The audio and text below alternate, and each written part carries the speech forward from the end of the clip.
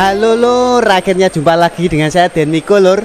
Hari ini saya bersama dengan Koordinator Bidang Sarana Prasarana Direktorat SMK, yaitu beliau Bapak Ari Wibowo Kurniawan ya Pak. Nah, ya.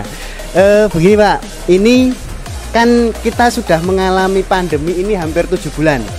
Nah, kira-kira kiat atau saran dari Bapak terkait dengan sarana prasarana SMK yang mungkin sudah lama. Kalau sekolah-sekolah secara umum SMK itu kan sudah banyak yang mungkin tidak dipakai karena memang siswanya belum masuk. Nah, itu kira-kira untuk menjaga itu supaya nanti ketika sudah on lagi, sekolah sudah aktif lagi, itu peralatan sarana prasarana khususnya bidang praktek ini bisa langsung running gitu. Kira-kira kiat dan sarannya bagaimana Pak? Ya, terima kasih Mas, teman-teman sekalian, bahwa sekarang pandemi ini memang merubah cara kebiasaan kita. Yang tadinya kita asal tidak menghiraukan kesehatan, sekarang wajib menghiraukan kesehatan itu sendiri. Sehingga adanya pandemi ini akan merubah penggunaan dan perawatan sarana prasarana kita.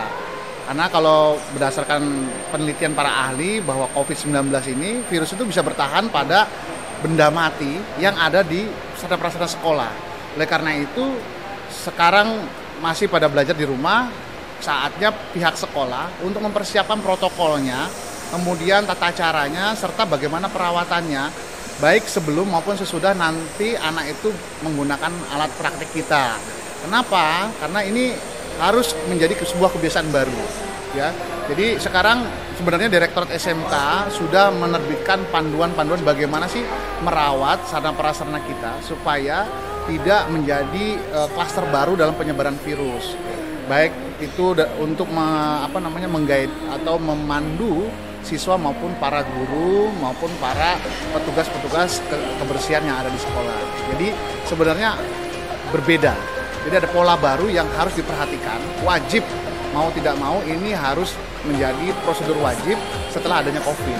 Jadi nanti ketika dibolehkan menggunakan sekolah kita untuk praktek di sekolah, itu prosedurnya harus wajib dibersihkan, kemudian disemprot lagi dengan disinfektan, dan itu menjadi kewajiban yang dulunya nggak ada, sekarang menjadi hal yang baru, gitu Pak.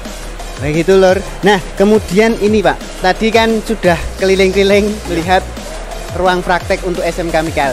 Ini kira-kira kesan yang muncul dari Bapak setelah keliling-keliling lihat.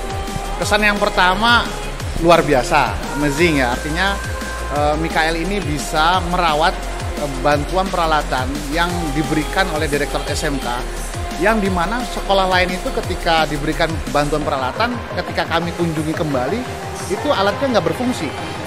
Nah, sekarang ini sudah puluhan tahun malah ada alat yang diberikan oleh Direktorat SMK yang sekarang kami kunjungi masih berfungsi dan masih bagus. Nah, ini menjadi contoh buat sekolah yang lain bagaimana merawat peralatan itu menjadi lebih awet, sehingga bantuan yang diberikan pada saat-saat ini akhirnya bisa menambah kekurangan, bukan mengganti yang rusak gitu. Nah, ini yang menjadi PR buat semua sekolah, bagaimana caranya bisa merawat ini. Dan ini harus belajar ke SMK Mikael menurut saya untuk bidang permesinan dan konstruksi ini.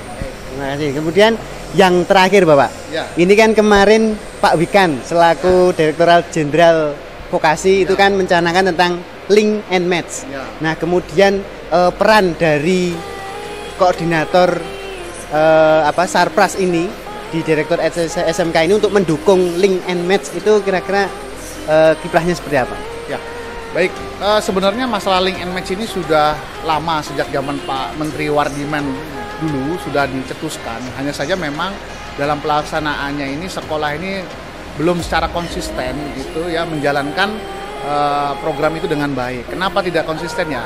Banyak faktor, salah satunya pergantian kepala sekolah, pergantian gurunya kemudian banyak yang pensiun dan segala macamnya. Ya, kami di dalam koordinator Sarpras Direktorat SMK ini sebenarnya sifatnya supporting untuk dimana sekolah yang sudah memiliki kerjasama yang baik ya, dianggap memiliki track record yang baik, ini kita support dengan bantuan yang kami miliki. Harapannya bisa menggugah sekolah yang lain untuk belajar di sini gitu ya. Dan industrinya akhirnya mengenal tidak hanya sekolah ini, tapi sekolah sekolah yang lain dengan caranya tadi. Kalau sekarang istilah terkenal dengan Center of Excellence gitu ya. Jadi kita berikan alat bantuan supaya nanti kerjasama lebih makin erat, dan sekolah yang ada di sekitarnya itu ya merujuknya ke sini. Dan tidak hanya merujuk, tapi juga kerjasama dengan industrinya makin erat.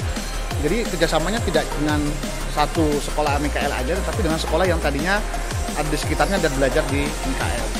Itu sih. Jadi kita sifatnya supporting untuk peralatan itu. Baik, begitu Lur. Jadi perbincangan saya dengan koordinator bidang sarana prasarana Direktorat SMK. Baik, yang penting pokoknya sedulur kabeh tiap hari latih diri, pantang mundur terus maju, miko, jos. Atur nuwun, terima kasih.